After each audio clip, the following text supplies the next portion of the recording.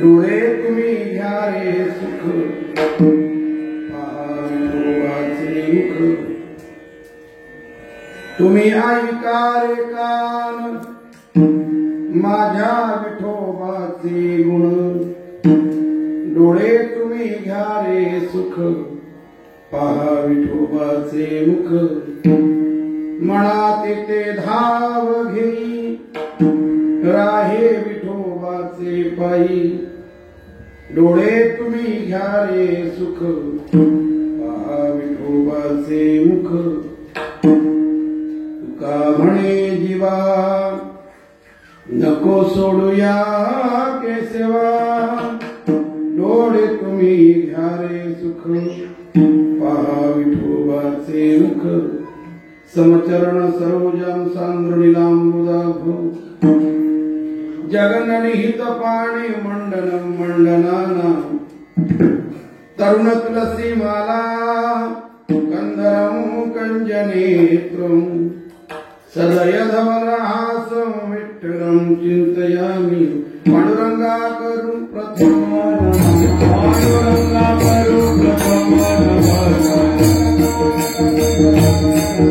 पांडुरंगा करू प्रथम ज्ञानेशो भगवान विष्णु निवृत्तिर भगवान हरा सोपानो भगवान ब्रह्मा मुक्ताख्या ब्रह्मसिद्धकला तयांचे केली स्मरण होय सकळ विद्यांचे अधिकरण तेसी वंदू श्रीचरण श्री गुरूंचे ते नमस्कार आता विनव वाग विलासिनी जे चातुर्यार्थ कला कामिनी ते श्री शारदा विश्वमोहिनी नमस्कार देविया नमो सद्गुरु तुकया ज्ञान दीपा नमो सद्गुरु सच्चिदानंद रूपा नमो सद्गुरु भक्त कल्याण मूर्ती नमो सद्गुरु भास्करा पूर्ण कीर्ती सेवे लागी सेवक झालो तुमच्या लागलो निज चरणा अहो स्वामी तुकया देवा यावरी न करावा अभेरू मस्तकही पाया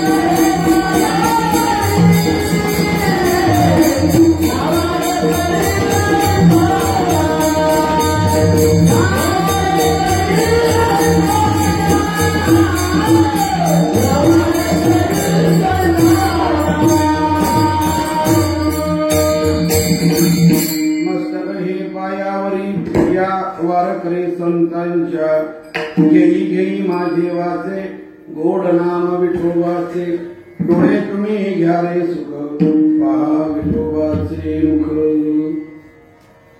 अखिल कोट ब्रह्मांड नायक रुक्मिणी प्राण संजीवन पंढरीश परमात्मा यांच्या असीम कृपेने अलंकापूर पीठाधीश्वर ज्ञानी यांचे राजे योगी यांची माऊली साधकांचे मायबाप मुक्त तेजोनिधी कैवल्य साम्राज्य चक्रवर्ती माऊली महावैष्णव नामवराय भगवान सर्वांच्या हृदयामध्ये व्याप्त असणारे वैराग्य पराग्रसिक श्री तुकोबाराय आदी करून सर्व संतांच्या कृपा आशीर्वादाने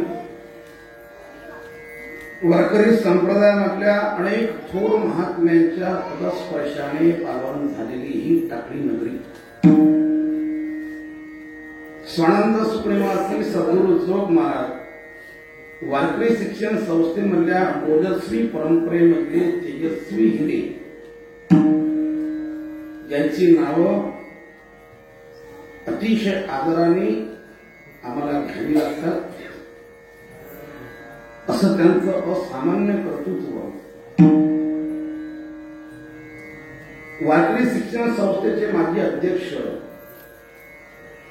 तथा एसवी कॉलेजचे प्राचार्य प्रोफेसर वैकुंठवासी गुरुनामगुरु मामासाहेब दांडेकर यांच्या पदस्पर्शाने पावन झालेली ही नगरी आहे. त्या ओजस्वी परंपरेमधले अनेक तेजस्वी हिरे म्हणजे वैकुंठवासी भाऊसाहेब उर्लीकर महाराज असेल, वैकुंठवासी अमृतबावजी असेल, वैकुंठवासी रामचंद्र महाराज नागपूरकर असतील, वैकुंठवासी भजन भीष्म संत गुरुदेवबाबा असतील आणि वैकुंठवासी या गावातच त्यांचा जन्म झाला ते साधक हृदय नाना महाराज कोटेकर असतील. अशा अनेक थोर थोर संतांच्या पदस्पर्शाने पावन झालेली ही नगरी ज्या जागेवरती आमच्या गुरुजनांच्या पावनांचे ठसे उमटलेले आहेत अशा जागेवरती कीर्तन करण्याचा सुयोग प्राप्त झाला हे खऱ्या अर्थाने खूप भाग्याची गोष्ट आहे. आणि त्याच परंपरेमध्ये ज्यांचं संपूर्ण आयुष्य संप्रदायाला त्यांनी अर्पण केलं आणि अतिशय स्वच्छ नितळ निखळ प्रांजळ आणि पवित्र त्यांचं जीवन आयुष्याच्या शेवटच्या क्षणापर्यंत नामस्मरण केलं, भगवंताचं भजन केलं आणि संप्रदायामधलं जीवन अतिशय पारदर्शी, अतिशय प्रामाणिक आणि अतिशय समर्पक अशा प्रकारचं जीवन वैकुंठवासी कृष्णाजी बोबडेसर गुरुजी यांच्या चतुर्थ पुण्यस्मरणाच्या निमित्ताने आपण सर्वजण बोबडे परिवाराच्या या प्रसंगामध्ये सहभागी झालो. उपस्थित सर्व गायनाचार्य, मृदंगाचार्य, टाळकरी मंडळी, उपस्थित सर्व माता भगिनी, पुरुष वर्ग, तरुण बांधव, कॉलेजमध्ये आणि विद्यापीठा स्तरावरती एज्युकेशन घेणारे युवक आणि युवती सर्वांच्या चरणारविंदी साष्टांग विनम्र अभिवादन करून चिंतन करता सुरुवात करूया.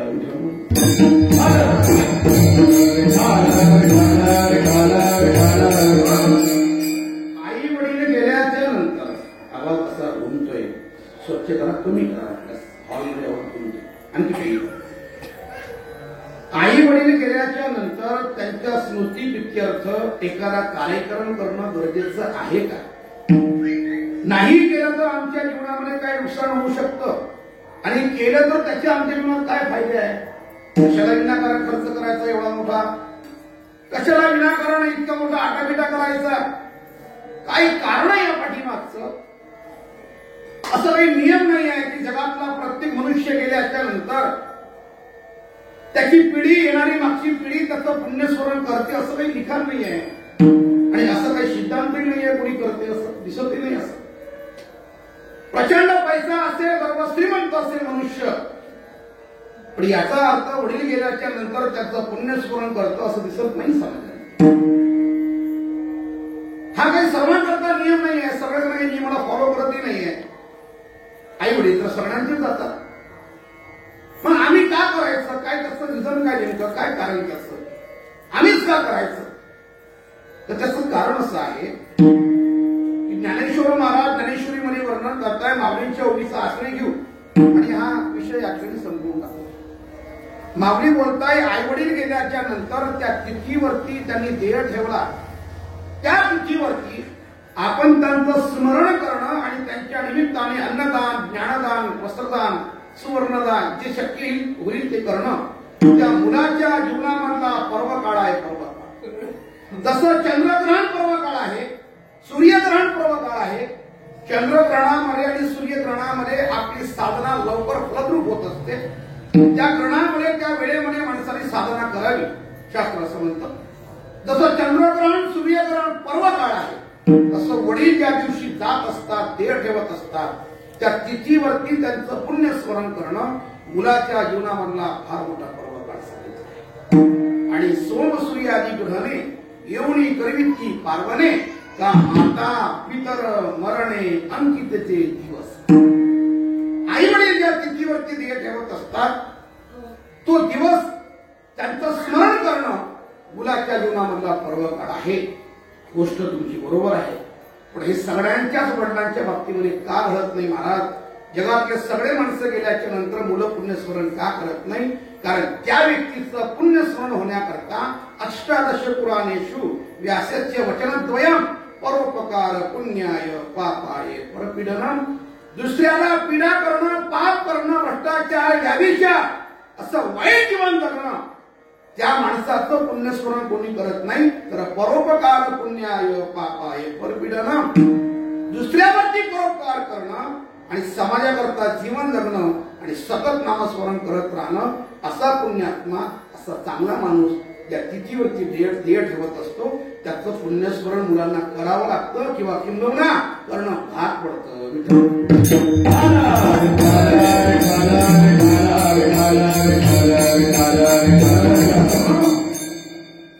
फसवणूक करतात जेव्हा मी जाईल ना गेले दिगंबर ईश्वर विभूती, गेले दिगंबर ईश्वर विभूती, गेले दिगंबर ईश्वर विभूती, गेले दिगंबर ईश्वर विभूती.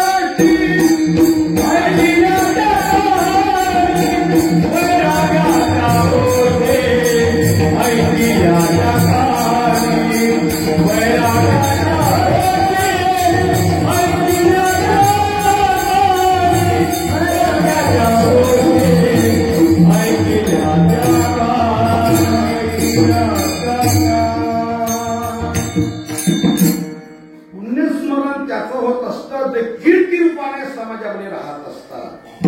आणि कीर्ती काही सगळ्यांची राहत नसते. कीर्ती राहण्याकरता माणसाचं जीवन अतिशय स्वच्छ आणि पवित्र असावं लागतं. त्याची कीर्ती राहत असते. पुण्यस्मरण कोणाचंही लोक करत नसतात. मुलाची इच्छा प्रचंड आहे की वडिलाचं पुण्यस्मरण करावं, त्याची इच्छाही आहे, त्याच्याकडे पैसाही आहे, पण वडिलाचं जीवन इतकं स्वच्छ नाही, इतकं भक्तिमय नाही, इतकं आनंदीदायी नाही की त्याचं पुण्यस्मरण आपण करावं. मुलांनी आपलं पुण्यस्मरण करावं याच्याकरता स्वतःचं जीवन तेवढं अतिशय स्वच्छ आणि पवित्र असावं. आपण एज्युकेटेड आहात, उच्च शिक्षित आहात आणि संप्रदायामधल्या बहुश्रुत अशा चांगल्या लोकांची कीर्तन ऐकणारी लोक आहात. स्वानंद सुप्रेमासी सद्गुरू जोग महाराज शिक्षण संस्थेमध्ये प्रशिक्षण घेणारे या ठिकाणी अभिनव असे कीर्तनकार आहे, नवोदित कीर्तनकार आहे, दैवमुख कीर्तनकार आहे. याची मला जाणीव आहे. ऐकणारा समाज अतिशय टॅलेंट आणि हुशार आहे. साहित्याचा आणि ललित्याचा रसास्वाद चालणारा आहे. संत वाङ्मयाचा अभ्यासक, समीक्षक, चिकित्सक असा वर्ग या धर्ममंडपामध्ये आहे. याची मला जाणीव आहे.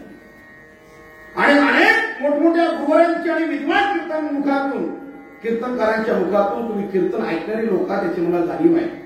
जरी लोक कमी असेल, जरी त्याची संख्या कमी असेल, पण quality is better than quantity अशी इंग्रजीमध्ये म्हण आहे. संख्या किती या महत्वाची नाही आहे. एखादा हास्यविनोद करणारा जर एखादा महाराज आला तर प्रचंड संख्या होईल, बसल्यानंतर जागा तुम्ही पुढे कदाचित, पण ती क्वांटिटी असेल. संख्या जास्त दिसेल पण त्याच्यामध्ये ऐकणारे दर्दी फार कमी असते. आणि जे आता आहे ना उपस्थित ते सगळे ऐकणारे अतिशय जाणीवपूर्वक ऐकणारे आहेत, त्याची मला जाणीव आहे. जर तुम्हाला जाणीवपूर्वक ऐकण्याची सवय नसती तर तुम्ही इतर लोकांप्रमाणे तुम्ही घरी झोपली असती. बरोबर आहे. तुम्हाला काही फार काही त्याची आवड, मुळात तुम्हाला अंतःकरणापासून जाणीव चांगली ऐकायची आहे, हे त्याचं उत्तर आहे. घरी झोपणारे वेगळे, इथे वेगळे. इथे मनुष्य असला की इथला प्रत्येक मनुष्य देव स्वरूप असतो. ऐकणारे देव प्रभू तुम्ही महेशाची. माऊलीने त्यांना उपमा दिली, तुम्ही शंकराच्या रूपाने बसलेले आहात, प्रभू तुम्ही महेशाची मूर्ती. ऐकणारे देव, वाजवणारे देव, उभे असणारे देव, सृष्टीवाला देव. या मंडपात असणारा प्रत्येक घटक आज कीर्तनामध्ये देव स्वरूप आहे. इथे असणारा प्रत्येक देव आणि घरी झोपणारे महादेव हे देवच आहे, पण ती महादेव आहे, वेगळ्या अवस्थेत आहे सध्या. त्याच्यामुळे इथे आहे तुम्ही, त्याचा अर्थ असा आहे की तुम्हाला आवड आहे ऐकण्याची, याची मला जाणीव आहे. आपण त्याच्यामध्ये काही वेगळे लोक आहात, ते कीर्तन श्रवण करण्याकरता आला, त्याच्यामुळे याच्या सगळ्या गोष्टी जाणीव मला आहे. त्या गोष्टीची जाणीव करून मी आपल्याशी संवाद करतो आहे. पुण्यस्मरण कोणाचंही होत नसतं. मरण दोन प्रकारचं असतं. काही माणसं जगून मरत असतात तर काही माणसं मरूनही जगत असतात. मुद्दा नीट आहे. जगून मरणाऱ्या लोकांची संख्या कमी नाही आहे, प्रचंड मोठी आहे. वेळ कमी असल्यामुळे मी आपल्याकडे जास्त प्रमाणाची रिएक्शन करणार नाही. आपण सर्व जाणते आहात. आजा मेला, आपण जा मेला, पाप मसना गेला, देखत देखत नातू पंतू तोही त्याचा. आमचे गुरुजी वैकुंठवासी मृदंग सम्राट वैद्य बाबा फार गोड बोलायचे. ते म्हणायचे आमच्या मागच्या पिढ्या, त्या पिढ्यांकडे बघा, त्या पिढ्यांची नावं आम्हाला माहिती नाही. आणि ते सांगत असताना असे म्हणायचे आमच्या आजोबा, पंजोबा, खापर पंजोबा, चिमोड पंजोबा, उघड पंजोबा, असे नाव घ्यायचे वैद्य बाबा. कितीही जरी पाठीमागे गेलो तर आमच्या पाचव्या पिढीचे नाव आम्हाला सांगता येत नाही, विसरलो आम्ही त्यांना. ज्या रक्ताने आम्हाला जन्म दिला आणि ज्या रक्ताने आम्हाला कुळ दिलं, नाव दिलं, धर्म दिला, त्याची इस्टेट घेतली आम्ही, त्याचं नाव घेतलं. जगण्याकरता समाजामध्ये आम्हाला प्रतिष्ठा दिली. आम्ही लावारीस नाही आहोत, आम्ही अमक्या अमक्याच्या कुळाची माणसं आहोत. ही प्रतिष्ठा तुम्हाला जगण्याची ज्यांच्यामुळे भेटली त्या रक्ताला विसरणारी माणसं आम्ही आहोत. पण आम्ही विसरू शकत नाही छत्रपती शिवाजी महाराजांना, आम्ही विसरू शकत नाही जोग महाराजांना, आम्ही विसरू शकत नाही मामासाहेब दांडेकरांना, आम्ही विसरू शकत नाही भाऊसाहेबांना. त्यांचा आमचा रक्ताचा संबंध नाही, पण यांना मरून जगणं म्हणतात. याच यादीमध्ये श्रद्धेय वैकुंठवासी कृष्णाजीराव कोरडेजींचा नंबर आहे. 4 वर्ष झाले तरी आपण सर्वजण या सप्ताहाला उपस्थित दाखवत आहे. याचा अर्थ मनुष्याचं जीवन चांगलं होतं हे त्याचं उत्तर आहे.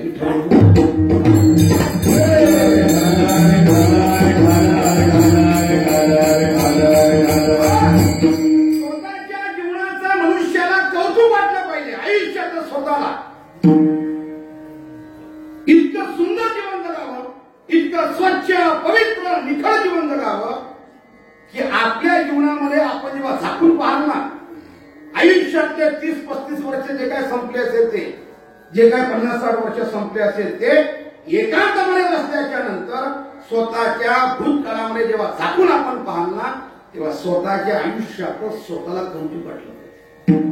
इतकं सुंदर आणि पवित्र जीवन असावं माणसाचं. लोकांनी कौतुक करो अथवा न करो चिंता नाही करायची. लोक कोणालाही नावं ठेवतात, हे काही विशेष नाही आहे. तुम्ही किती चांगले वागा, तुम्हाला कोणी ना कोणी नावं ठेवल्याशिवाय राहतच नसतो. तुम्ही किती चांगले वागा. तुमच्या अरे ज्ञानेश्वर महाराज तुकाराम महाराजांना लोकांनी वाईट म्हटलं, त्यांना नाही सोडलं, तुमची आमची काय करता. लोकांनी वाईट म्हटलं, कानावरती शब्द पडले, चिंता नाही करायची, इग्नोर करायचं, त्या गोष्टीला दुर्लक्ष करायचं. लोक कोणालाही नावं ठेवतात. लोकांचा स्वभाव आहे नावं ठेवणं. नावं ठेवणार लोकांचा स्वभाव आहे. लोकांच्या म्हणण्यावर लक्ष नका देऊ. लोक काय म्हणतात हा प्रश्न सोडून द्या. स्वतःचं मन काय म्हणतं आपल्या आयुष्याबद्दल हे फार महत्वाचं आहे. आमचे गुरुजी वैकुंठवासी विठ्ठल फुले म्हणायचे, वा माणसं लोकांशी संवाद करतात पण मनुष्य स्वतःच्या मनाशी संवाद कधी करत नाही. एकांतामध्ये बसावं आणि स्वतःच्या मनाशी संवाद करावा की माझं जीवन आणि परमात्मा मधला प्रवास योग्य दिशेने चालू आहे का अयोग्य दिशेने चालू आहे, हा प्रश्न लोकांना नाही स्वतःच्या मनाला करावा. केव्हा तरी एकांतामध्ये बसावं आणि आपल्या पारमार्थिक जीवनाची वाटचाल नेमकं पतनाच्या दृष्टीने चालू आहे का ते उद्धाराच्या दृष्टीने चालू आहे, प्रश्न करावा स्वतःच्या मनाचा. जेव्हा स्वतःचं मन म्हणेल ना की तुझा प्रवास अतिशय योग्य आहे, तू चालत राहा, ध्येयापर्यंत नक्की पोहोचशील, तर रस्ता बदलण्याची गरज नाही. तुमचं मन जेव्हा तुम्हाला म्हणेल की तुझा रस्ता चुकलेला आहे, रस्ता बदलण्याची गरज आहे, तू राहतो परमार्थामध्ये पण भगवंताच्या नावाचा आधार घेऊन तू स्वतःचीच घर भरण्याचा प्रयत्न करतो, लोकांची फसवणूक करण्याचा प्रयत्न करतोय, हे जर तुमचं मन तुम्हाला म्हणेल ना रस्ता बदलण्याची गरज आहे, रस्ता बदलण्याची गरज आहे. जोपर्यंत तो रस्ता तुम्ही बदलत नाही तोपर्यंत परमार्थात राहूनही तुमची कीर्ती चांगली राहणार नाही.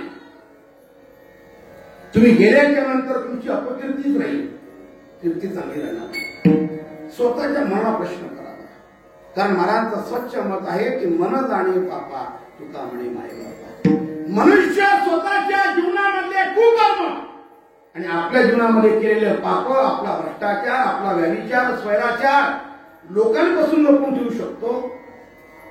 पण माझ्या दादांनो, ते मात्र केलेलं कुकर्म ते पाप मनुष्य आपल्या मनापासून कधीच लपवू शकत नाही. मन जाणे मनुष्याच्या मनाच्या कोपऱ्यामध्ये, त्या कप्प्यामध्ये ते कुकर्म ते पाप कोरून ठेवलेलं असतं, कोरून विसरू शकत नाही. म्हणून जेव्हा मन म्हणायची आपण पापी आहोत, आपल्या अंतकरणामध्ये जेव्हा आवाज बाहेर येईल आयुष्यात चुकलोय आपण, नाही असे पाप केले, रस्ता बदलण्याची गरज आहे. जगद्गुरु तुकोबाराय बोलताय, मी माझ्या भूतकाळामध्ये जेव्हा झाकून पाहतो ना इतका आनंद वाटतो रे मला, प्रचंड आनंद वाटतो माझ्या जीवनाचा. मला तुम्हाला आनंद का वाटतोय? महाराज बोलताय, एका काळात मी श्रीमंत होतो आणि समाजामध्ये दुष्काळ पडला, लोकांना खाण्याकरता अन्नाचा धन नव्हता, माझ्या घरातली संपत्ती दान देऊन टाकली, घरामध्ये खाण्याकरता अन्नाचा कणही ठेवला नाही. माझी धर्मपत्नी, पहिली धर्मपत्नी अन्ना वाचून मरण पावली, स्त्री एक अन्न अन्न करीत चालली. महाराज खाण्याकरता अन्न द्या हो, तुम्ही सगळं वाटून दिलं, काही ठेवलं नाही घरात. मला बाबा भूक लागलेली आहे, कुठेही जा, काही करा, मला अन्न द्या. जर तुम्ही मला अन्न दिलं नाही तर मी मरेन. महाराजांनी लोकांच्या परोपकाराकरता सगळं देऊन टाकलं आणि त्या प्रसंगामध्ये घरात दुष्काळ पडला, गावात दुष्काळ पडला, घरामध्ये कण ठेवल्याने अन्न खाण्याचा, स्वतःची पत्नी मरण पावली. तर महाराज बोलतायत तरी मला आनंदच आहे का माझ्या घरातला पैसा, माझं धान्य लोकांच्या, हजारो लोकांच्या परोपकाराकरता उपयोगाला आलं, याचा मला आनंद आहे.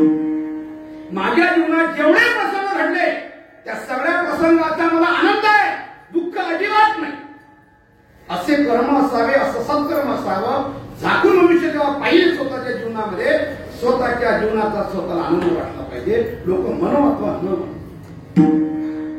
आपला आनंद आपल्याला वाटला पाहिजे. एक वाक्य नोट करा, तुम्ही लोकांच्या नजरेत कसे आहात महत्वाचं नाही, मनुष्य स्वतःच्या नजरेत चांगला राहायला पाहिजे. जी माणसं स्वतःच्या नजरेत पडत असतात ती माणसं समाजाशी ताटमाने जगू शकत नाही.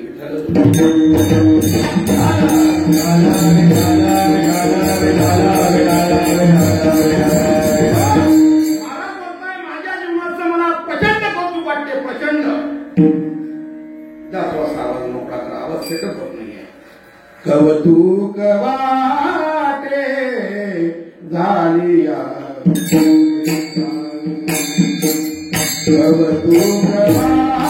वाटे झाली कौतुक वाटे झाली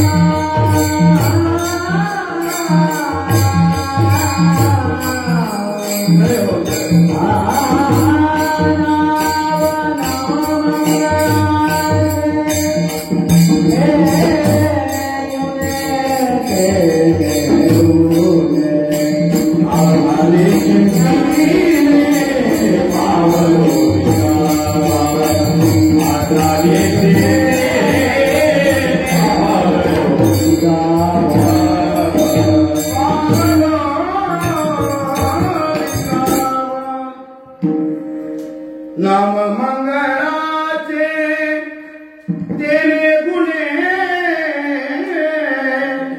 नाम मंगळाचे तेने गुणे.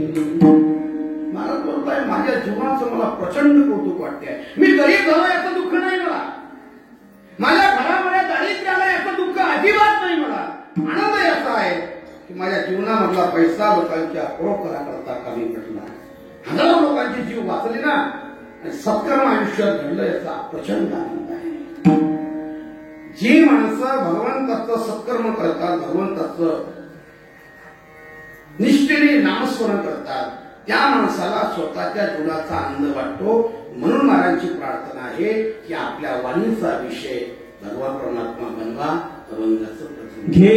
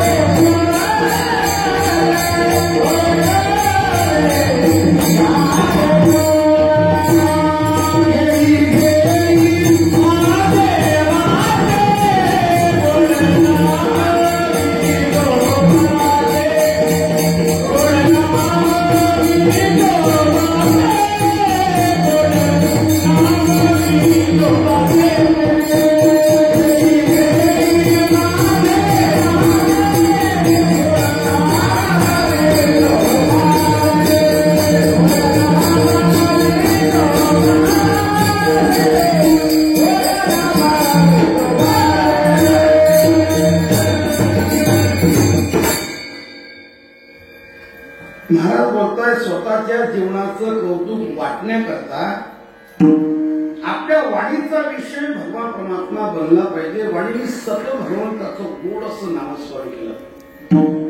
कृष्णाजी बोबडे सरांचं, गुरुजींचं आपण पुण्यस्मरण करतो, त्याचं एकमेव कारण आयुष्यभर नामस्मरण केलं, त्याचा हा परिपाक आहे. कुणाचे नामस्मरण होत, कुणाचे पुण्यस्मरण होत नसतं. वाणीचा विषय याचा देव बनला. शिंदताबाई खोकला एवढाच वेळ वाया गेला. जेव्हा त्या महात्म्याला शिंक येते, जांभई येते, खोकला येते, त्याला जे क्षण लागत असतात तेवढे क्षण त्यांचे व्हायला जातात. नाहीतर दिनरजनी हाची धंदा गोविंदा अखंड खंडेना जीवन रामकृष्ण नारायण. प्रत्येक अवस्थेमध्ये भगवंताचं नामस्मरण चालू असतं. वैकुंठवासी भाऊसाहेबांच्या चरित्रामध्ये असा उल्लेख येतोय की भाऊसाहेब झोपले असताना त्यांच्या हातातली नाळ मात्र चालू असायची म्हणतात. पडिले रण इंद्रिय तुम्ही भाग्यवानांकडे होतो ज्यांच्या पदस्पर्शाने हा करणकण पवित्र झाला आणि स्वतःचं आयुष्य संसार बाजूला ठेवून वारकरी शिक्षण संस्थेला समर्पित केलं. अशा तालुक्यामध्ये अशा भागात तुमचा जन्म झाला. तुम्ही सामान्य माणसं नाही आहात. हा भाग वेगळा आहे. हा भाग वेगळा आहे की त्यांच्या तालुक्यामध्ये आपला जन्म झाला याचं महत्व आम्हाला नाही आहे. हा भाग वेगळा आहे. तुम्ही खरं भाग्यवान. कुलम पवित्रम जननी कृतार्था वसुंधरा पुण्यवतीशतेन अपार संवित सुखसागरे स्वीन परे ब्रह्मणी यशचेता. महात्म्याचा जन्म ज्या भागात होत असतो जेथे वैष्णवांचा वास, तो देश पवित्र. पवित्र के कूळ पावन तो देश जेथे हरीचे गाव. कुल पवित्रम जननी कृतार्था. ते कुळ पवित्र असतात, तो भाग पवित्र असतो, ती आई पवित्र असते. त्यांच्या पदस्पर्शाने वसुंधरा पुण्यवतीशतेन, त्यांच्या पदस्पर्शाने त्या पृथ्वीचा करणकण पवित्र होतो. इतकं महत्व आहे त्यांचं. चरित्रामध्ये असा उल्लेख आहे, किती वाजता उठले आणि कधी स्नान करून आले इंद्राणी वर्ण, हे असेपर्यंत कोणालाच कळालं नाही. आणि त्यांच्या पावलावरती पाऊल ठेवून भजन भीष्म संत भोलेबाबांनी आपल्या जीवनाचा प्रवास केला म्हणून ते घडलेले. तसे नाही घडले. सतत झोपले असतानाही त्यांच्या हातामध्ये माळ चालू असायची म्हणून इतकं नामस्मरण. वैकुंठवासी संत भोलेबाबांचा शेवटचा अंतकाळ जेव्हा आला होता, तुमच्या माहितीसाठी सांगतो, पुण्यामधल्या संजीवनी हॉस्पिटलला त्यांना ऍडमिट केलेलं होतं. हळूहळू तब्येत खालावत चालली होती. पुण्यामध्ये मोठमोठे डॉक्टर, एज्युकेटेड लोक त्यांना तपासण्याकरता येत होते. जेव्हा बाबांची वाचा कमकुवत झाली, आवाज जास्त येत नव्हता, तेव्हा ते डॉक्टर त्या ठिकाणी यायचे, गळ्यामधला टेटस्कोप काढायचे, कानामध्ये घालायचे, त्यांना तपासण्याकरता त्यांच्या हृदयावरती जीवत होते.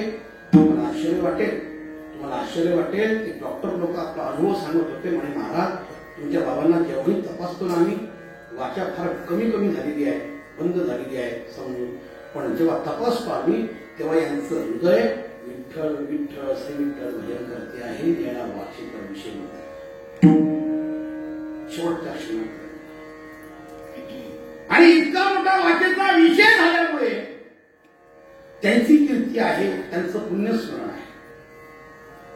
आजपर्यंत वारकरी शिक्षण संस्थेने आणि संस्थेच्या कोणत्याच विद्यार्थ्यांनी, संपूर्ण विद्यार्थी शिक्षक वर्ग एकत्रित येऊन संस्थेच्या कोणत्याच शिक्षकाचा सप्ताह इंद्राणीच्या घटावरती इतिहासामध्ये आजपर्यंत 100 वर्षाच्या इतिहासामध्ये कोणाचाच केला नाही. ऐकून ठेवा. एसपी कॉलेजचे प्राचार्य वैकुंठवासी गुरुनाम गुरु मामासाहेबांनी असा नियमच करून ठेवला होता की संस्थेतला कोणताही शिक्षक बरोबर मी जरी गेलो भविष्यामध्ये तरी आमचा सप्ताह 7 दिवस कोणाचा करायचा नाही. सप्ताह इंद्राणीच्या घाटावरती, पुण्यसलीला इंद्राणी मातेच्या घाटावरती एकाच महात्म्याचा होईल, त्यांचं नाव सद्गुरू चौक महाराज. त्या सप्ताहामध्ये आपण सगळे आलो. वेगळा सप्ताह कोणत्या शिक्षकाचा करायचा नाही असा नियमच आहे. का? कारण जर प्रत्येक शिक्षकाचा विद्यार्थी जर सत्य करत बसले, अभ्यास केव्हा करणार, पाठ केव्हा घेणार, म्हणून तो नियम करून ठेवला. स्वतः मामासाहेबांचाही 7 दिवस सप्ताह किंवा 4-5 दिवस सप्ताह घाटावरती कोणी कधी केला नाही. एकदा फक्त त्यांना 50 वर्षे पूर्ण झाले होते, एसवी कॉलेजला सप्ताह झाला होता. नंतर कुठे आळंदीला सप्ताह त्यांचा मोठा करण्यात आला नाही, नियम होता तसा.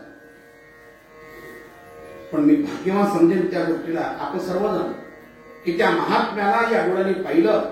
आपण त्या युगात जन्माला आलो की ज्या युगामध्ये संत भोलेबाबांचा जन्म झाला आणि त्यांना प्रत्यक्षात पाहण्याचा योग आला.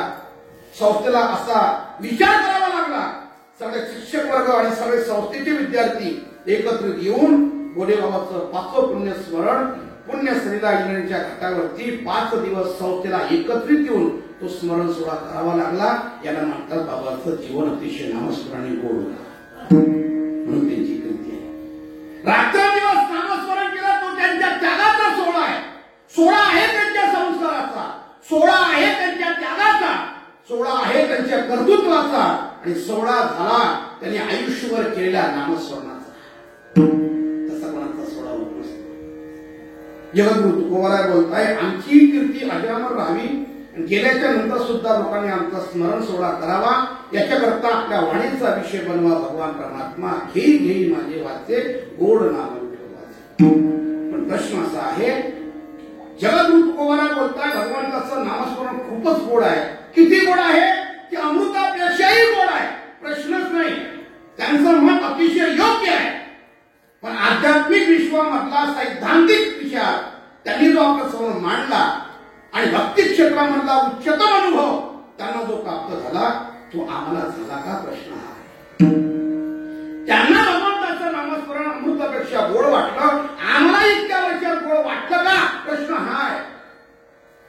आणि जर वाटलं असेल तर आम्ही त्याच्या नामस्मरणामध्ये दंग का झालो नाही, त्याचं उत्तर कसं आहे की आमची प्रीती विषयावरती आहे, आमची प्रीती भगवंताच्या नामावरती नाही, हे त्याचं उत्तर आहे. ज्या दिवशी अमृतापेक्षा गोड आपला नामस्मरण जर देवाचं वाटेल, तर त्याच्यानंतर आपण संसारातल्या तुच्छ विषयाकडे ढुंकूनही पाहणार नाही. ज्ञानोबराय बोलताय त्याप्रमाणे की गोमनिया सुने आत्ताची कुत्र्याची वांती घरासमोर पडावी आणि त्याच्याकडे पाहताना जसा किळसवाणा चेहरा होतो, वाईट वाटतं, नजर मनुष्य टाकत नाही त्याच्यावर, ज्याप्रमाणे नजर त्याच्यावर टाकत नाही, त्याप्रमाणे विषयाबद्दल आपल्या अंतःकरणात तशी भावना निर्माण होईल, तर ते गोड वाटत. पण ते गोड वाटतच नाही ना आम्हाला. ते गोड वाटत नाही म्हणून तर आम्ही संसारात मग्न आहोत. म्हणून तर शब्द स्पर्श रूप रस गंध या सगळ्या विषयाला मग्न आहोत आम्ही. आम्हाला नटावं असं वाटतं, आम्हाला स्वतःला सजावं वाटतं. भगवानाने जे रूप दिलं त्या रूपापेक्षा आणखी सुंदर दिसतात असं वाटतं. याचा अर्थ त्या रूपाचं आकर्षण आहे, त्या शरीराचं आकर्षण आहे. केव्हा नामस्मरण करणार आम्ही, केव्हा मला गोड वाटेल ते नामस्मरण. कीर्तनापुरतं नामस्मरण केलं, भजनापुरतं नामस्मरण केलं, याचा अर्थ ते अमृतापेक्षा गोड वाटलं, अजिबात नाही. अखंड खंडेना जीवन रामकृष्ण नारायण या बोधावरती विषय जाईल आणि संसारातल्या प्रत्येक विषयाबद्दल गुन्हा येईल, वाईट वाटेल, त्या दिवशी समजावं ते अमृतापेक्षा गोड वाटला आम्हाला. कीर्तनात जाऊन बसणं आणि समूहामध्ये आपण भक्ती दाखवणं, हा भक्तीचा तो शास्त्राचं मत नाही. हे समूहामध्ये जाणं, मन एकाग्र करणं, हे पायरी आहे, इथून सुरुवात करायची आहे. पण घरी गेल्याच्या नंतर सुद्धा त्या भगवंताशी नाळ जोडणं आणि सतत त्याचं नामस्मरण करणं, तो त्या परमार्थाचा परिपाक परिणाम आहे. तर समजावं ते गोड वाटलं. नाहीतर महाराज बोलताय की या विषया वाचून काही आणि सर्वथा रम्यती नाही, ऐसा स्वभावाची पाही इंद्रियाचा. माणसाच्या मनाला फक्त विषय आवडतात, किंबहुना विषयापेक्षा सुख जगात कशात आहे हे त्याला माहिती सुद्धा नाही आहे.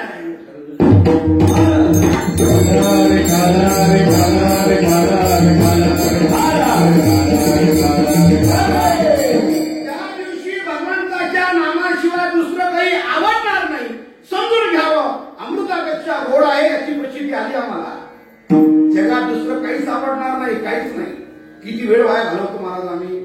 50-60 वर्षाचं आयुष्य असतं, भराभरा दिवस निघून जातात आणि त्याच्यामध्ये आम्ही स्वतःला नटवण्याकरता, स्वतःला सजवण्याकरता किती वेळ घालतो?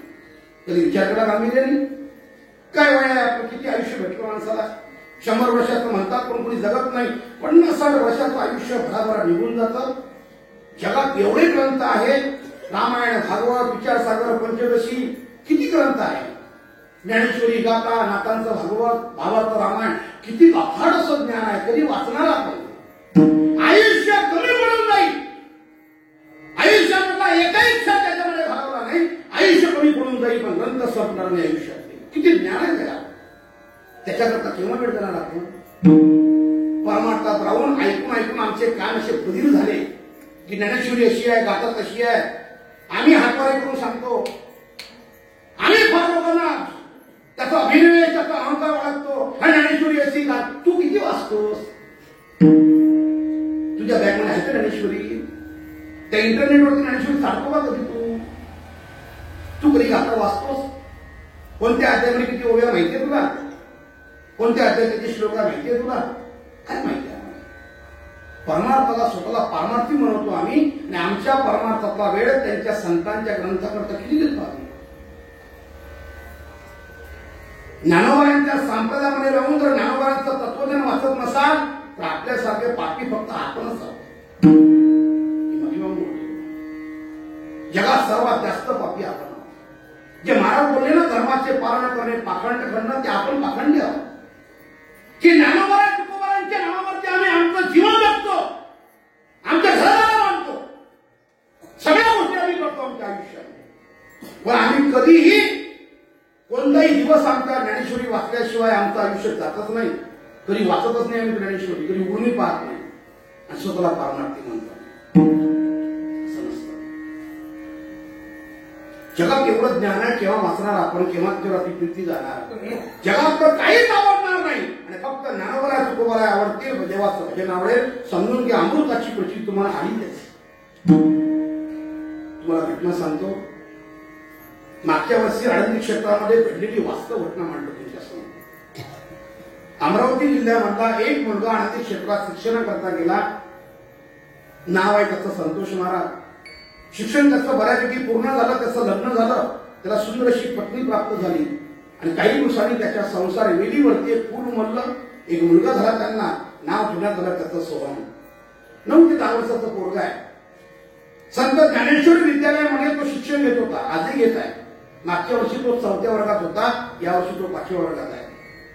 त्यांनी जी आपल्या आयुष्यात क्रांती केली ना, तुम्हाला आश्चर्य वाटेल अशी क्रांती आजपर्यंत कोणी केली नाही.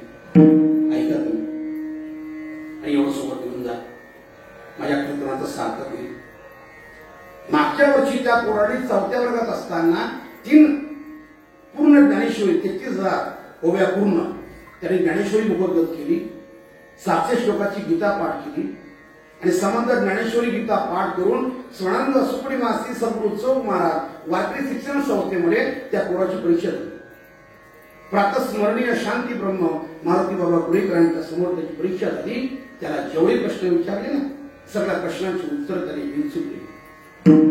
सगळी सोशल मीडिया त्या ठिकाणी कॅमेरा घेऊन आली, त्याच्या घरी गेली आणि त्याच्या आईला पहिला प्रश्न केला की आईसाहेब, आम्ही आमच्या आयुष्यामध्ये आतापर्यंत मोठमोठे लोक पाहिले, फार बुद्धिमान लोक पाहिले, फार मोठमोठे एज्युकेटेड लोक पाहिले, उच्च शिक्षित, उच्च विद्या विभूषित लोक पाहिले, पण आमच्या आयुष्यात असा प्रसंग आम्ही कधी पाहिला नाही. एवढ्या लहान वयामध्ये ज्ञानेश्वरी गीता पाठ करणार पोरगा आमच्या आयुष्यात पहिल्यांदा पाहिला.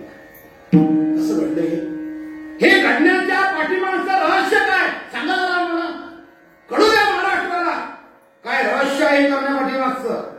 त्या सोहम नावाच्या तो मुलगा आहे, त्याच्या आईने जे उत्तर दिलं ना ते इतकं महत्वाचं, इतकं सुंदर आहे. जेवढ्या माता भगिनी बसलेल्या आहे या कीर्तनामध्ये, त्यांनी ते उत्तर आपल्यासोबत घेऊन जायचं आहे. नुसतं सोबत न्यायचं नाही तर तुमच्या हृदय पटलावरती ते कोरून घ्यायचं आहे. आयुष्याचं सोनं होईल आणि बगडे गुरुजींच्या निमित्ताने कीर्तन चालू आहे, सप्ताह चालू आहे, त्या सप्ताहाचं सार्थ होईल. फक्त सोबत न्याय आहे. ऐकून फक्त मला प्रतिसाद नका देऊ, सोबत न्या. आपल्या हृदयात जोपासा ते उत्तर. त्या बाईने सांगितलं की माझा चिमुकला मुलगा 9 ते 10 वर्षाचा जर ज्ञानेश्वरी गीता पाठ करत असेल तर याच्यामध्ये माझं श्रेय काहीच नाही आहे, पण एक एक गोष्ट मात्र मी तुम्हाला आवर्जून सांगते की हा मुलगा माझ्या गर्भामध्ये असताना, माझ्या पोटामध्ये असताना 9 महिने 9 दिवस मी ज्ञानोबारायांच्या ज्ञानेश्वरीचे 108 पारायण केली. परिणामतः माझ्या पोटी असा हिरा जन्माला. मी आधी वाक्य बोललो होतो, टाळ्या बाजून माझं सांत्वन फक्त करू नका, वाक्य सोबत घेऊन जा.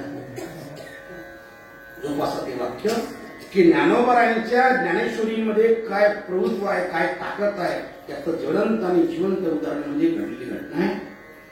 खोटं वाटत असेल तर युट्यूबवरती त्या थोडंसं नाव टाकून तुम्ही पाहू शकता.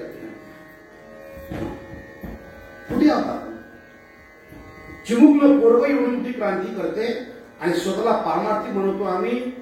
ज्ञानोबारांच्या ज्ञानेश्वरी वाचल्याशिवाय आमचा दिवस जातो. दुर्भाग्य किती पापी आहोत आम्ही. किंवा माफ करेल ज्ञानोबाराय आम्हाला, किंवा माफ करतील तुकोबाराय आम्हाला की त्यांचा अभंग वाचल्याशिवाय, त्यांची ज्ञानेश्वरी वाचल्याशिवाय आमचा दिवस जातो. रात्री 2 वाजेपर्यंत आम्ही युट्यूबवरती राहतो, इंटरनेटवरती राहतो, पण तसंच रात्री 2 वाजेपर्यंत आम्ही ज्ञानेश्वरी वाचत नाही, गाथा वाचत नाही. किती दुर्भाग्य आहे आमचं. आम्हाला याचं उत्तर केवढं आहे की आमची प्रीती फक्त विषयावरतीच आहे. ज्ञानोबाराय बोलता या विषया वाचून काही आणि सर्वता रमण्याची नाही. आमचं रमणं फक्त विषयामध्ये आहे. आम्हाला संतांसारखा अनुभव अमृताप्रमाणे नामस्मरण केव्हा गोड वाटेल. आणि ते गोड वाटण्याकरता आम्हाला एकच करावं लागेल, त्यांच्याप्रमाणे रात्रंदिवस वाणीचा विषय देव बनवावा लागेल. महाराज बोलता नुसतं वाणीचा नाही तर पायचा असेल तरी त्याचाच रूप पाय. डोळे तुम्ही घ्या रे झोका, डोळे तुम्ही घ्या रे झोका.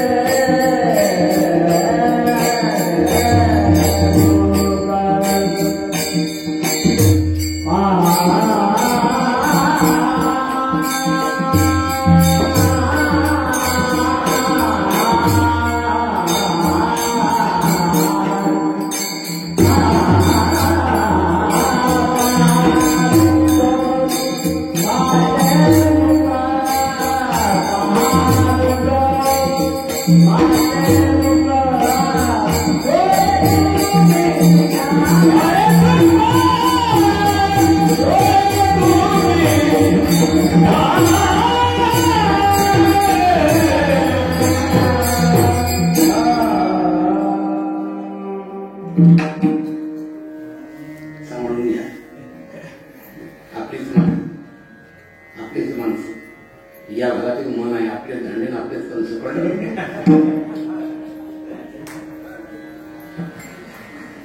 पक्वादाचा स्वर त्याच्यावर थोडीशी शाई उडलेली आहे. तंतोतंत स्वर भेटत नाहीये, त्याच्यामुळे म्हणणाऱ्याला त्रास होतोय. पण आपण सर्वांनी समजून घ्या, सप्ताह आपलाच आहे, त्याच्यामुळे काळजी करायचं काही कारण नाहीये.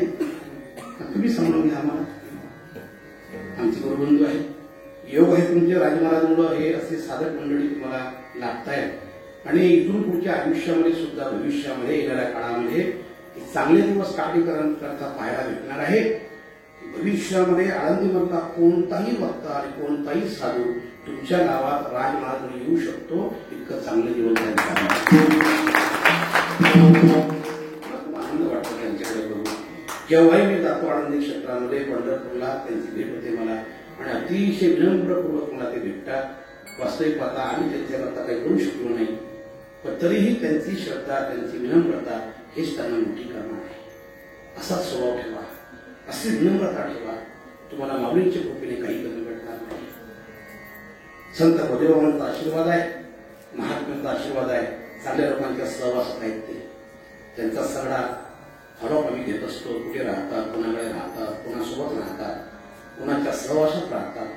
त्यांना चांगल्या गुणांनी लोकांची आवड आहे. अंतःकरणात साधू लोक आवडतात, त्यांना महात्म्य आवडतात, महात्म्याचा व्यासंग आवडतो, गुरुवरांची सेवा करणं आवडते, सेवावृत्ती आहे. आणि हेच त्यांना मोठं करणं आहे. हे टाकळेकरांनंतर पुढचे भविष्य फार चांगलं असणार. आम्ही कोणी नवल नाही आहे. आमचा तर फार संबंध अतिशय जिवलग असे संबंध आहे डोळे सरांशी. हे पण नवल नाही आहे. तुमच्या गावावरती खूप चांगलं प्रेम आहे, तुमचे प्रेम आमच्यावरती आहे. पण आमच्यापेक्षाही शब्दाचे झाड उभे करणारे लोक, शब्दाच्या इमारती बांधणारे लोक, असं शब्द कौशल्य, असं शब्द प्रभुत्व, असं शब्द भंडार की 3-3 तास श्रोत्यांच्या मनावरती राज करणारे लोक, ज्यांच्याकडे शब्दाची काहीच कमतरता नाही, असे विद्वान लोक भविष्यामध्ये या टाकणीमध्ये येतील. फक्त तुम्ही विद्वान कीर्तनकार आणण्याची फक्त तयारी ठेवा आणि त्यांची कीर्तन ऐकण्याची फक्त सवय ठेवा. त्यांना नका म्हणू राजमहाराज पैसे किती जाऊ द्या, तर त्याला नाही जात. तुम्ही नका म्हणू. तुम्ही जर धिंगाणा चालू केला तर मग त्याचा नाम घ्या. विद्वान कीर्तनकाराची कीर्तन आहे का, सिद्धांची कीर्तन आहे का, प्रसिद्धांची कीर्तन नका. प्रसिद्ध माणसाची कीर्तन आहे का, उद्धार होईल न होईल सांगता येत नाही. प्रसिद्धांची कीर्तन आहे का, उद्धार निश्चित आहे.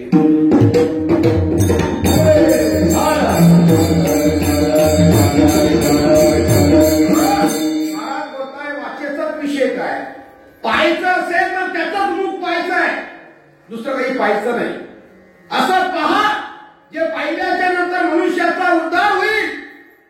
असं घाण दृश्य नका पाहू जे पाहिल्याच्या नंतर माणसाचं पतन होईल, माणसाचं आयुष्याची बर्बाद होईल. असं पाहायचं नाही. डोळ्यांना नेहमी पुस्तक वाचण्याचा छंद ठेवा, ज्ञानेश्वरी गाथा वाचण्याचा छंद ठेवा. डोळ्यांना नेहमी चांगल्या दृश्य पाहण्याचा छंद ठेवा. होईल काय, वाईट दृश्य पाहण्याचा ज्या लोकांना छंद आहे त्यांच्या अंतःकरणामध्ये सतत विकार तयार होत असतात. आणि जगातली प्रत्येक स्त्री त्यांना भोग वस्तू दिसते. कोणाला आई म्हणत नाही तो आणि कोणालाही बहीण म्हणत नाही. हा डोळ्याचा पाहण्याचा दृष्टिकोन कसा आहे याच्यावरती ते अवलंबून आहे. मनात ते विकार प्रचंड रीतीने वाढत असतात, कारण डोळ्याचा प्रवास चांगला नाही आहे. ज्याच्या डोळ्याचा प्रवास अतिशय चांगल्या दिशेने चालू आहे त्याच्या अंतःकरणामध्ये विकार तयार होतच नाही. तो महात्मा असा म्हणू शकतो, जाईव तो मातेनं तरी सायाचं ते होऊ शकता. अंतःकरणामध्ये कोणाबद्दल विकार नाही. आणि ज्याच्या डोळ्याचा प्रवास अतिशय घाण दिशेने चालू आहे, समजून घ्या याच्या अंतःकरणात कोणाही बद्दल आई आणि बहिणीची भावना होणे शक्यच नाही. अभिनव शुक्लाचार्य वैकुंठवासी भागवत भास्कर डोंगरेजी महाराज आपल्या भागवत कथेमध्ये एक वाक्य फार गोड बोलायचे आणि ते म्हणायचे की ज्याच्या अंतःकरणामध्ये प्रचंड विषयाच्या लालसा असतात त्याच्या अंतःकरणात कृष्ण भक्तीचा उदय कदापि शक्य होत नसतो. कृष्ण भक्तीचा उदय अंतःकरणात होण्याकरता आणि दृष्टी चांगली होण्याकरता अगोदर आपल्या डोळ्याचा प्रवास चांगला ठेवावा लागतो, तेव्हा ते शक्य होतं. नाहीतर असं कोणी म्हणू शकत नाही. एकांत वास होता जगद्गुरु तुकोबारायांचा, पडणारा डोंगर आहे, पाहण्याकरता कोणीच नव्हतं. स्वतःवरून स्त्री त्यांच्याकडे आली होती तरी त्या स्त्रीला ते म्हणू शकले काही होतो मागे. काय जीवन आहे, किती अंतःकरणामध्ये उदात्त भाव आहे. ही भावना होण्याकरता जीवन फार स्वच्छ आणि पवित्र असावं लागतं. त्याच्याकरता डोळ्याचा प्रवास चांगला असावा लागतो. भागवतामध्ये त्या गोपिका म्हणताय की आमच्या अंतःकरणामध्ये भगवान कृष्णाने जी जागा केली आहे ना, त्याचं एकमेव कारण आम्ही सतत फक्त त्याला पाहत असतो. देखीला डोळा आणि तो मनामध्ये बसल्यामुळे परिणाम तोची वदनी उच्च. ही प्रक्रिया आहे, ही त्याची प्रक्रिया आहे. जे पहा तुम्ही ते हृदयामध्ये घर करेल आणि जे हृदयामध्ये घर करेल त्याच्याबद्दलच सारखं स्मरण होत राहील. ही त्याची प्रक्रिया आहे.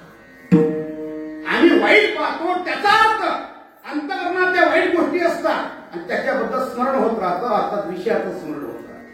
गोपिकांच्या अंतःकरणात कृष्णाने घर केलं होतं आणि ज्या माणसाने अंतःकरणात घर केलं त्याचं स्मरण होत राहतं, दुसरं आठवत नाही.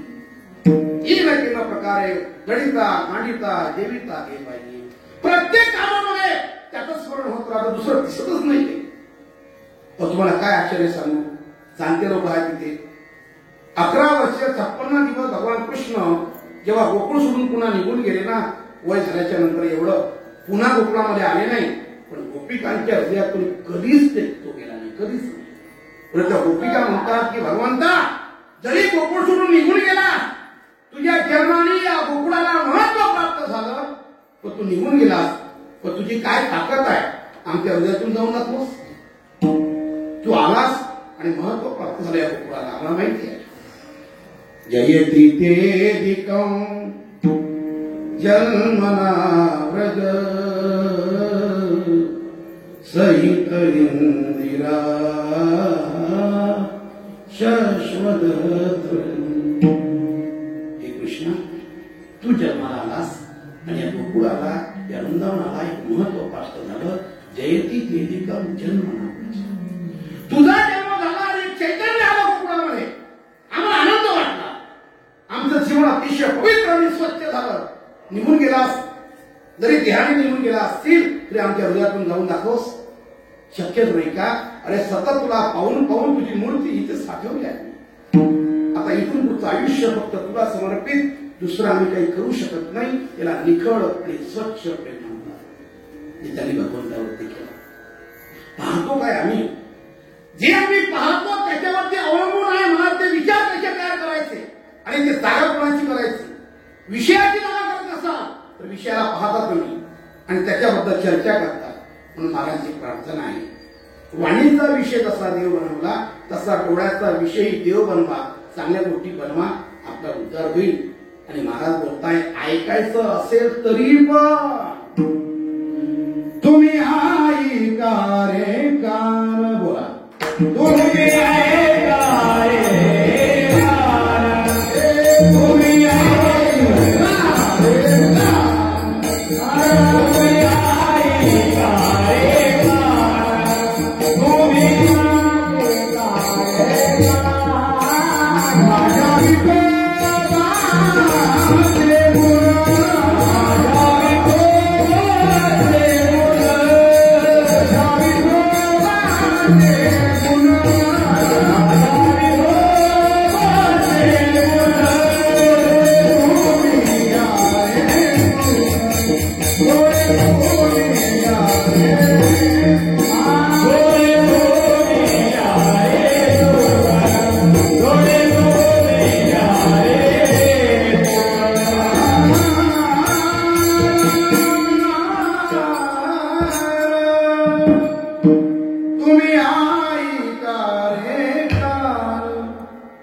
माझ्या विठोबाचे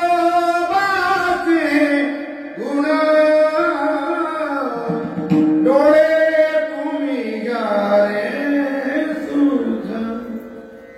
मधुवंती सारंग आहे. आमचे गुरुजी बोले बाबा फरक पडत नाही.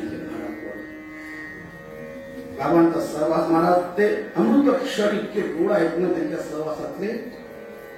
आजही ते प्रसंग आठवले. खांद्यावरती हात असायचा प्रदर्शना करत भरत त्यांचा हात खांद्यावरती. तो प्रसंग आठवला, ते वर्ष आठवला ना, इतक्या सुखद कल्पना, इतक्या सुखद आठवणी आहे की नकळतपणे डोळ्यामधून अश्रू बाहेर पडतात आणि कंठ सद्गदित होतो, हृदय कंपमान होतं. असा एकही दिवस नाही बाबा जेव्हापासून गेले, बाबाचं स्मरण झालं नाही असा एकही दिवस आमच्या आयुष्यात गेला नाही. तुम्हाला खरं सांगतो, फार गोड जीवन होतो. केले उपकार सांगू मी काय, बाप पण तरी यायची नाही. आई वडिलांची उणीव असू दे नाही बाबांना. आपण आई वडिलांना सोडून राहतो असं काही वाटलंच नाही. अरे आई काय प्रेम करेल, वडील काय प्रेम करते, इतकं प्रेम केलं बाबांनी. त्यांच्या भजनामध्ये बसलो की आम्ही डोलत होतो, यात काय नवल आहे. साक्षात ज्ञानोबाला समाधीवरून डोलत होते महाराज. इतकं गोड भजन करायचे, इतकं गोड. एक एक गौरव इतक्या सुंदर म्हणायची, इतकी गोड की माणसाला असं ऐकत राहावं असं वाटतं. ऐकत भाव सोडली लागायची, इतकी गोड म्हणायची. हरि की मुरली बाजी रे जमुना के तीर बाजे, जमुना के तीर रे. त्यांची चाल आहे, कारे कन्हैया कारी कमलिया, कारोही जमुना को नीर दे. हरि की मुरली बाजी रे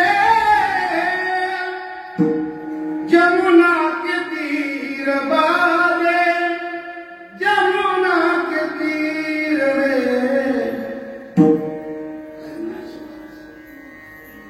असं ऐकत राहावं असं वाटत होतं. हे भजन संपूच नये असं वाटत होतं. संपूच नये. बाबा तुम्ही गात राहा आणि ऐकत राहा. त्याचं कारण सांगतो तुम्हाला महत्वाचं कारण. बाबाचं भजन इतकं गोड का वाटायचं, हृदयाचा ठाव ते का घेत होतं? कारण आम्ही गातो लोकांनी खुश होण्याकरता, बाबा गात होते देवाला खुश करण्याकरता. हा फरक आहे. आम्ही जर चांगलं गायलो नाही, लोक जर खुश झाले नाही, तर आम्हाला पाकिटे भेटणार नाही याची चिंता असते. इथे नाही म्हणा, इथे आपली प्रेमाची सेवा आहे, बात नाही आहे. का कोणी समाजाकरता, अरे समाजाने आम्हाला गोड म्हटलं पाहिजे, चांगलं म्हटलं पाहिजे आणि त्यांचं जे ठरलेलं आहे त्याच्यापेक्षा जास्त दिले पाहिजे. लोक खुश करण्याकरता गातो आम्ही. गावांचं भजन लोकांना खुश करण्याकरता नव्हतं, भावांचं भजन माऊलींना खुश करण्याकरता. आणि म्हणून त्यांचं गाणं हृदयाचा ठाव देत होतं. हृदयाचा ठाव म्हणायचे चाल आठवलं, स्मरण झालं म्हणून सांगितलं. महाराज बोलताय डोळ्याचा विषय देव बनवा. ऐकायचं असेल तर फक्त माझ्या देवाचे गुण ऐका. तुम्ही ऐका रे कान माझ्या विठोबाचे गुण. त्याच्या गुणाशिवाय दुसरं काही ऐकू नका. असं ऐका की ते ऐकल्याच्या नंतर जगातलं कोणतंच काही ऐकण्याची गरज पडणार नाही. असं ऐका. वाईट काही ऐकायचं नाही. आणि वाईट ऐकून आपलं जीवन चांगलं होत नसतं, आपलं पतन होत असतं. वाईट लोकांच्या संगतीमध्ये निंदा करून आपलं मन आपण गैरछटाक करत असतो. वाईट लोकांच्या संगतीमध्ये जिथे वाईट चर्चा आहे अशा चर्चेत आपण बसायचं नाही. जिथे पारमार्थिक चर्चा आहे अशा चर्चेत बसायचं. कारण जे लोक दुसऱ्यांची निंदा करणारे असतात त्याच्यात तुम्ही स्वतः सहभागी करून घ्या, तर तुम्ही स्वतःच्या जीवनाची बर्बादी करून घ्या. त्याने तर केली जाते जीवनाची बर्बादी. तो तर आयुष्यात काही करू शकलाच नाही. त्याने उभ्या आयुष्यात कधी कोणाला चांगलं म्हटलंच नाही. उभं आयुष्य केलं त्याचं दुसरं नाव ठेवण्यामध्ये. तू आपलं जीवन बर्बाद करू नकोस. संघ सोडून देते. तुला खूप लांब जायचं आहे बेटा, तुला खूप लांब जायचं आहे मित्रा, आणि तुला भगवंतापर्यंत जाऊन पोहोचायचं आहे. अशा निंदेमध्ये बसणाऱ्या लोकांमध्ये तू नको वेळ घालवायला. त्याने आपलं जीवन बर्बाद केलं, तू नको आपलं जीवन बर्बाद करूस. जिथे निंदा चालू असतात तिथे आपण बसायचं नाही. पारमार्थिक चर्चा जिथे असतात त्याचा व्यासंग करायचा, त्याच्याजवळ जाऊन बसायचं. जी माणसं चांगलं सांगतात, चांगलं मार्गदर्शन करतात, परमार्थाची वाटचाल कशी चांगली करावी हे मार्गदर्शन जे लोक करतात त्यांचा व्यासंग करा. दुसऱ्याची निंदा करण्यामध्ये 12-12 वाजेपर्यंत बसतात, त्यांच्यासोबत आपला सहभाग घालवायचा नाही.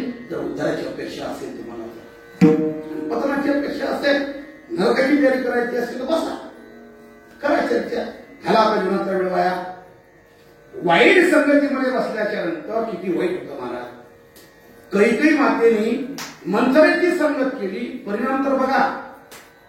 एक आदर्श राजा, आदर्श पुत्र, आदर्श बंधू, आदर्श पती, अशा अनेक विशेषण ज्या प्रभूच्या चरणी लावल्या जातात, असं सरळ मार्गी जीवन ज्या प्रभू रामरायाचं, अशा चांगल्या मुलाला वनवासात पाठवलं.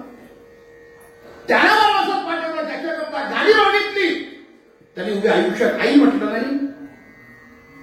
ज्याच्या नावाने कुंकू लावत होती तो जगातून निघून गेला. राजा दशरथ वैधव्य प्राप्त झालं, विधवा झाली. राम वनवासात निघून गेला. भरताने आई म्हटलं नाही. काय म्हटलं? भेटलं काय? वाईट संगतीमध्ये सहवास केला, तिचं ऐकलं, निर्णय घेतला. भेटला काय? ज्या मुलाकरता गादी मागितली त्याची आई नाही म्हटलं, पुढे सिविक गार्ड करून तिचा अपमान केला, त्याग केला तिचा. आणि इतकं स्वच्छ पवित्र जीवन त्या रामाचं एक शब्द विचारला नाही. आई तू मला वनवास देते, माझा दोष काय सांगता खरं विचारलं. उलट म्हटलं की आई तू जर्नी, तू माझी खरी आई झालीस. मला जन्म दिला कौशल्याने, पण माझी खरी आई तू झालीस. वनवासीला वनवासा राज्य मला दिलं. मोठमोठ्या साधूंना भेटता येईल, माझ्या भक्तांना भेटता येईल, त्यांच्या झोपडीमध्ये जाऊन त्यांना दर्शन देता येईल. हे सगळं माझ्या जीवनात घडलं आई, हे तुझ्या पुढे घडलं. किती उदात्त हितवडी, उदात्त अंतकरण, इतका चांगला मुलगा घरातून बाहेर पाठवला. काय भेटलं? वाईट संगतीमध्ये बसल्याच्या नंतर चांगलं काहीच होत नसतं. याचं उदाहरण कैकेयी मातेचं आहे. म्हणून ऐकायचं आहे तर त्याचे गुण ऐकायचे आहे. तुम्ही ऐका रे कान माझ्या विठोबाचे गुण. आणि महाराज बोलतात, बहिर इंद्रियांना जर कसा उपदेश करताय तसं महाराज म्हणतात, हे म्हणा त्या विषयामध्ये राहू नकोस, तिथे तुझा उद्धार नाही. त्या मनालाही उपदेश करताय, भगवंताच्या चरणारविंदी जीवन समर्पित कर. अभंगाचं पाठ मना ते धाव घे, मना ते धाव घे, धाव घे,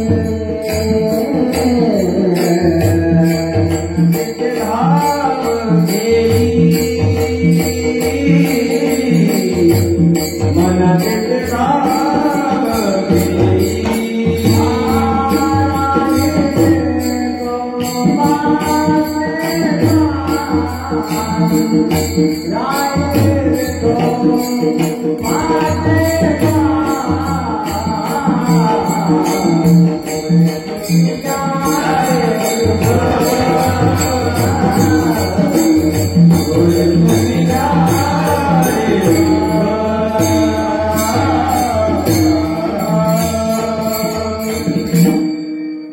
विनंती आहे, सर्वांना प्रार्थना आहे, थोडीशी आठवण करा सर्वांनी करा.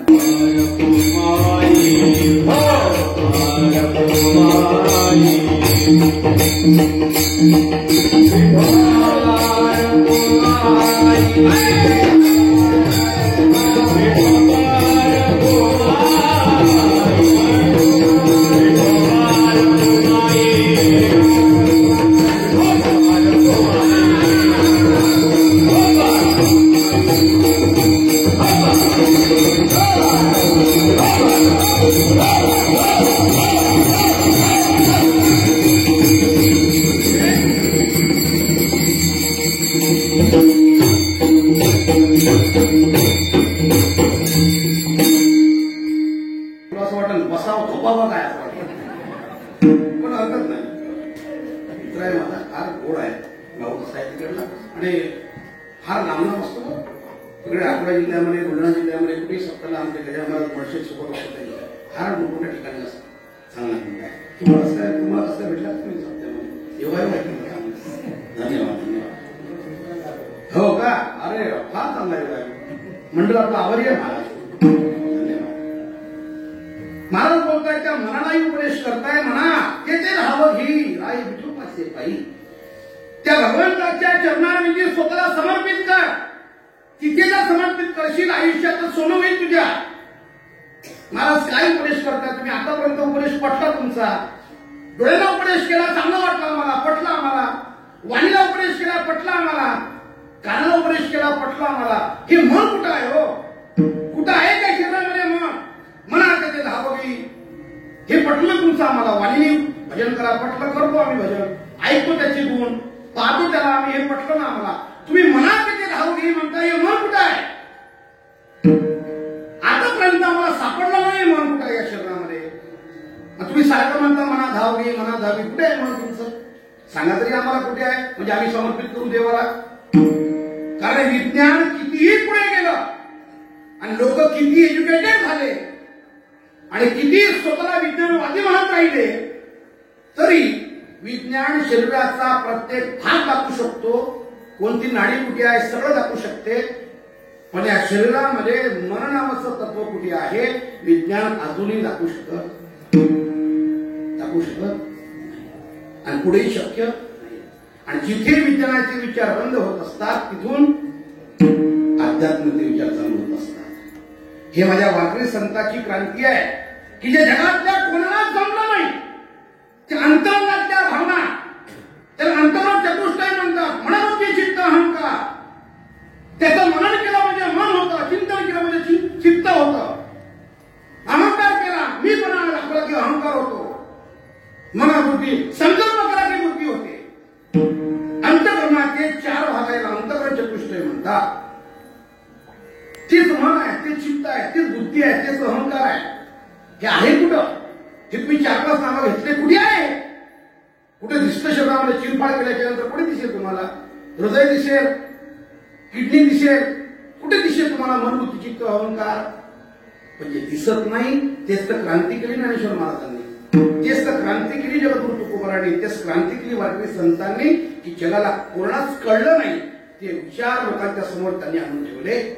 की मन जरी दिसत नसलं आणि बुद्धी दिसत नसली, काही दिसत नसलं तरी मनाशिवाय जगातला कोणताच व्यवहार होत नाही, हे मात्र मान्य करावं लागतं. असा मंडपात एकही मनुष्य नाही आहे, जगात एक मनुष्य नाही आहे की तो असा म्हणू शकतो की माझं मन माझ्या शरीरात नाही बुवा.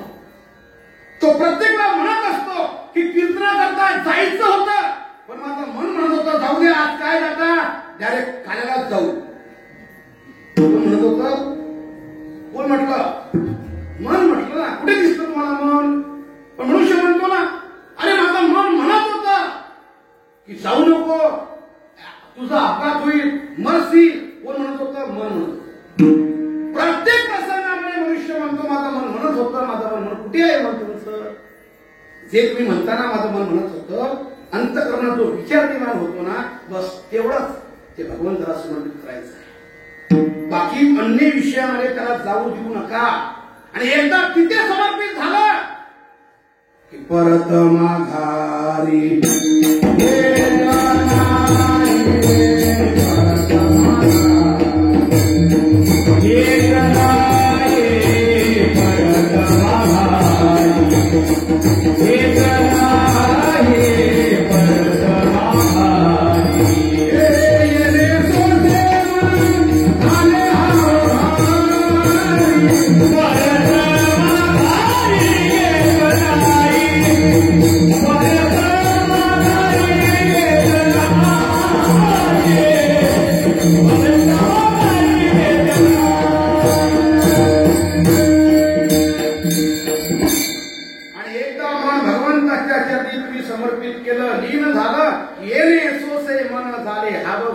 आणि परत माघारी घेत नाही. पुन्हा ते संसारात येत नाही. आता कुठे जावे म्हणून तुमचे चरण देखल्या, देखले तुमच्या चरण निवांत राहिले म्हणून. ज्या महात्म्याचं मन भगवंताच्या चरणी पूर्णता लीन होतं त्या माणसाला सामान्य मनुष्य म्हणत नाही, त्या माणसाला जीवनमुक्त महात्मा म्हणतात, त्या माणसाला संत म्हणतात, त्या माणसाला साधू महात्मा म्हणतात.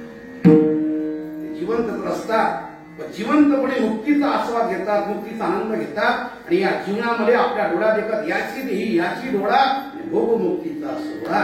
स्वतःचं मन भगवंताच्या चरणी अर्पण केलं, जीवनमुक्त पदाला प्राप्त झाले, राहतात संसारामध्ये. तुमच्या माझ्यासारखे दिसतात, ते विचार करतात, संसार करतात, त्यांनाही मुलं होतात, पण ते सामान्य नसतात, ते जीवनमुक्त महात्मा. ज्याचं मन तिथे लीन झालं त्याच्या मनात कोणाबद्दल विकार नाही, द्वेष नाही, मत्सर नाही, कोणताही पाप नाही. गोस्वामीजी वर्णन करतात, जिनके कपट दंभ नाही माया, उनके हृदय बसहु रघुराया. सिया राम सिया राम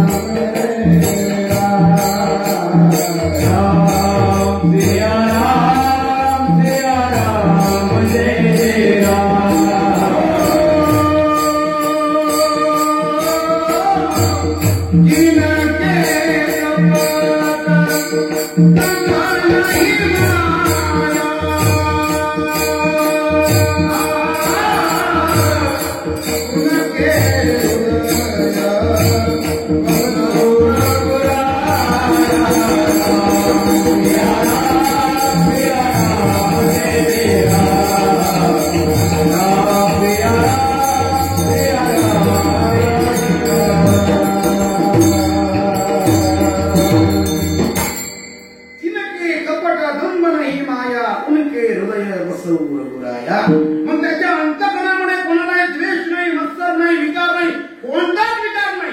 अंतःकरण अतिशय स्वच्छ, निर्मळ, निकड, निखड, प्रांजळ आणि पवित्र त्यांचं म्हणत असतं. त्याला जीवनमुक्त महात्मा म्हणा, संत महात्मा म्हणा, ती अवस्था त्यांची प्राप्त होत असते. म्हणून महाराज बोलताय म्हणा,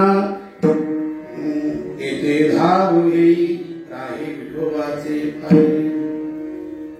तुका म्हणे जीवा, तुका म्हणे जीवा, तुका म्हणे जीवा, तुका म्हणे जीवा,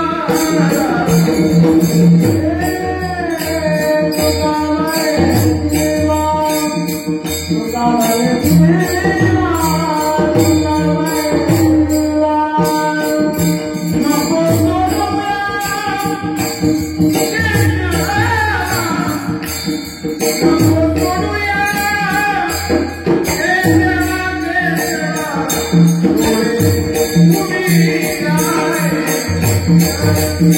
Ah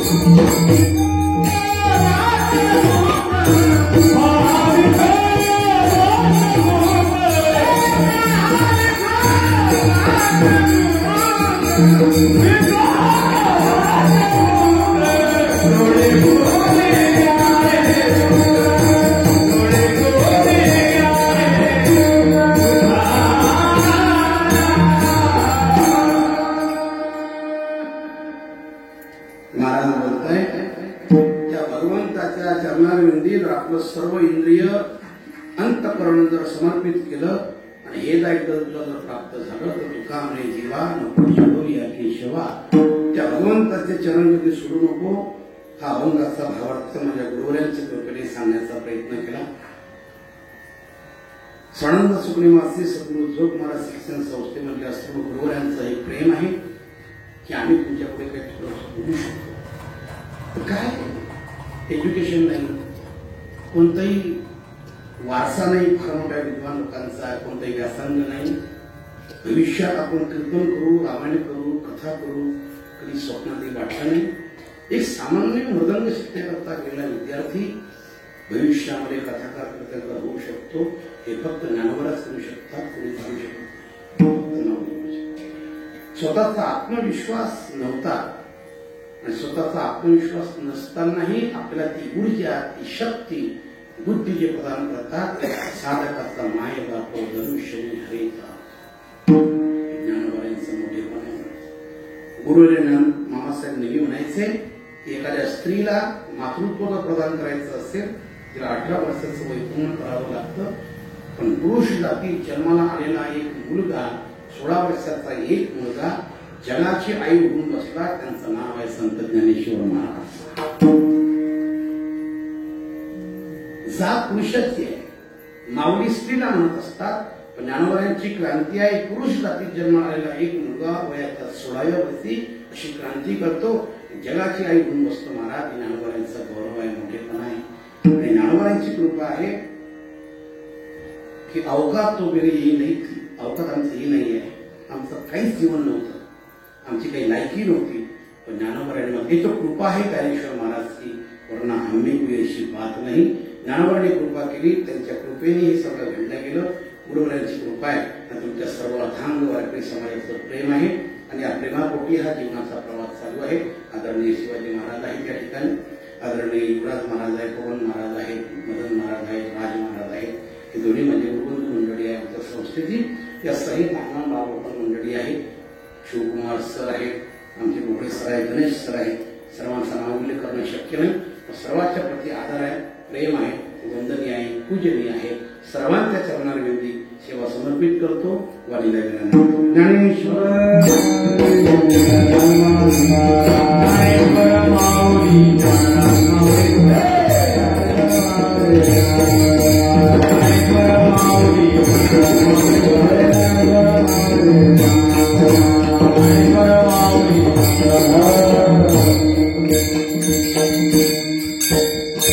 Hare